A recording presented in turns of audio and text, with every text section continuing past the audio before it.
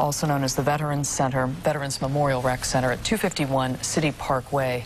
And the neighboring senior center is also offering beds this evening. Right next door, I think. About 200 people in both those locations. And then the Bay Hill Shopping Center is what is actually the evacuation center tonight. Right. Okay, let's go to Cecilia Vega. She is live on the scene for us tonight.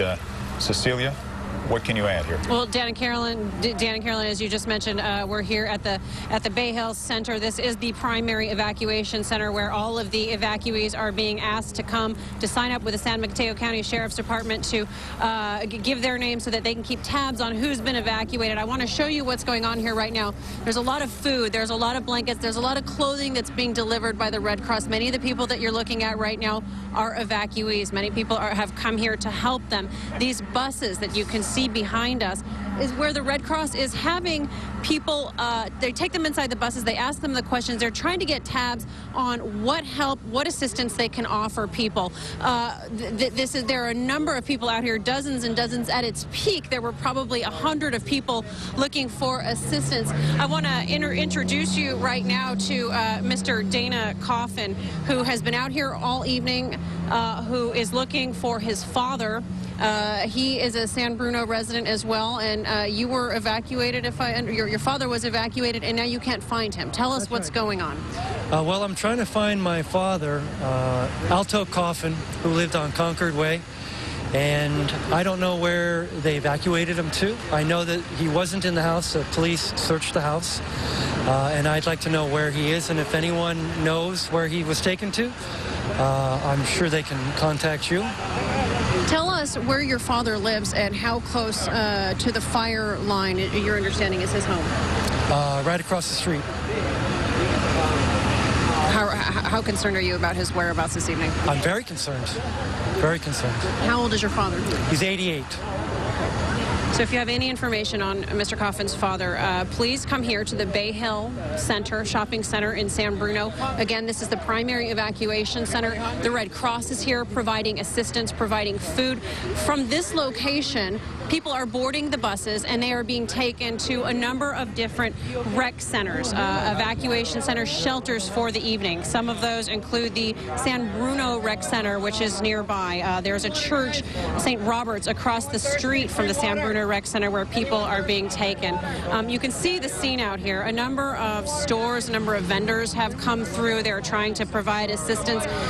We are also told that if you were evacuated and that you were not able to take your medicines with you from your house, your prescriptions, the CVS pharmacy here at the Bay Hill Center is offering assistance with that. If you can track your doctor down at this hour and have your prescription transferred here at this late hour, they are staying open late this evening and can help you with that. If you can't find a family member, if you have questions about where folks may be this evening, you can come here and check the list of names of people who have signed up over the course of the evening. But again, a very active scene out here, a number of people with questions this evening about not only where their families are, not only about what condition their homes are in this evening, but where they're going to stay. People just don't know at this point where they're going to stay tonight.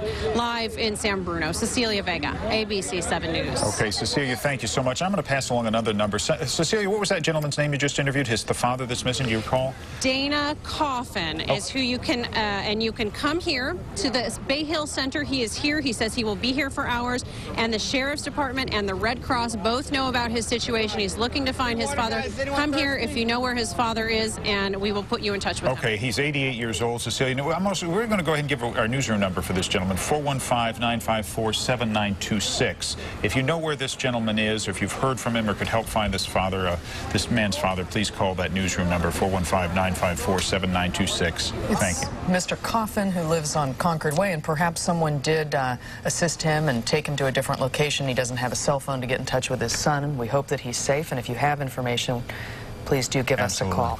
And you know, cell service is disrupted in that area too, so they may be trying to get in touch but unable to do so. This is a live picture from Sky 7 HD.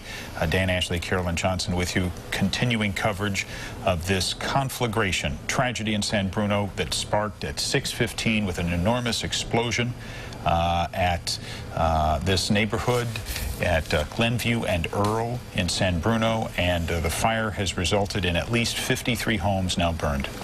This is a residential area. The Crestmore development's been here since the 1950s. A lot of family homes, and you know, tonight as we look at the flames, the latest count that we have is homes in the, I believe, 54 homes burned so far, and there still could be many more, unfortunately. Well, and it's tough, too, now that it's nightfall. It's tough to get an accurate count, so who knows, you know, that may change.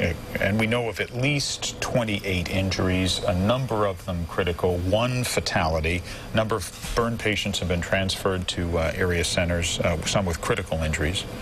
And this blast happened so suddenly and without any warning, and you've heard the description of the crater, this 20 or 30 foot wide, 15 foot deep crater in the middle of the concrete. So you can imagine the blast that affected all of those homes in the immediate vicinity, and without warning, this huge explosion, and then this enormous fire with incredible radiant heat that began catching homes nearby on fire, and all of this without warning. Yeah, and the force of the explosion, it created this enormous crater in the street there, 30 foot long, 25 feet wide, and 15 feet deep, with a PG&E pipe 20 feet long that's been split open.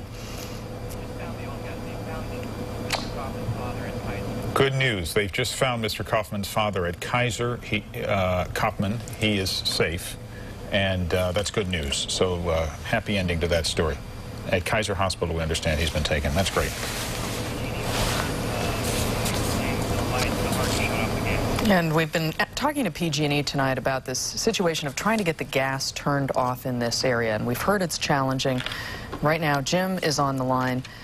Jim, are you a retired PG&E person? Yes, I'm a retired PG&E on the electric side, but I know a little bit about the gas. Well, thank you for coming on. Yeah, we appreciate it. If you could help shed some light on this and the complications in getting the gas off in this neighborhood. Yeah, well, what I surmise and what Jeff Smith was trying to say is that he had the main transmission line coming through the 24-inch that basically has no taps off it. It's just, like say, a transmission line coming through the area. And then you have the distribution system in that neighborhood, which is running off a 2-inch distribution main and running at about 60 pounds pressure. And the transmission main, I would assume, could be anywhere up to 300 pounds. You know, don't quote me on that, but it could be. But it's a whole separate system. And right now, where the houses are burned down, you have the individual services that the risers are burning. That's what we're seeing right now, in fact. That's what you're seeing right now, the little hot spots. And what they have to do right now is almost at every one of those houses go to the main in front of the house or in the rear of the house and dig a bell hole and squeeze off that pipe going to that house. It could be either plastic or it could be a steel pipe. So this has to be done house by house. May have to be done house by house, because that's why you kind of hem and hawed when you can do it at all at the one distribution feeder main.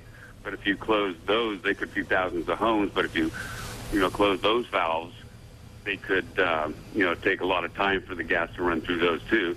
So it's like a 6 of one, half dozen of the other. Do we squeeze them off at each individual home, which would probably be the most efficient way, and that way you know the gas is off and there's no possible source of gas leaking back into it. Well, Jim, this has to go physically dig a hole at the gas main or the property line and squeeze off that gas service. Jim, this is very interesting and important information that is new to us. Yeah, any idea, if you go to one house that you see here, how long that process takes to turn off one home, would you guess? One home, it depends on you got to dig through dirt, you got to dig through asphalt. It could take a half an hour, could take 15 minutes, because you're usually down 2 feet minimum. That should be that's the standard. So it takes a while. It's going to take a while to get to all of these houses. Yeah, and it's usually you run a 2-man crew with it, and they take that the amount of time to do it, and they're going to do it safely, and work with the fire department in there and squeeze that off. And they actually have squeezers that do it. And some of these areas may have plastic pipe also, where they can just put like little vice grips on it too and hold it. So it sounds, certainly very. The problem is the digging. Yeah, labor intensive to get this taken care of. Very labor intensive. Jim, thanks so much, Jim. We appreciate you coming on, former PG&E worker, with some really valuable information on the process that lies ahead to get the gas turned off at these individual home sites, and more about this transmission line, 24-inch main that may have had, upwards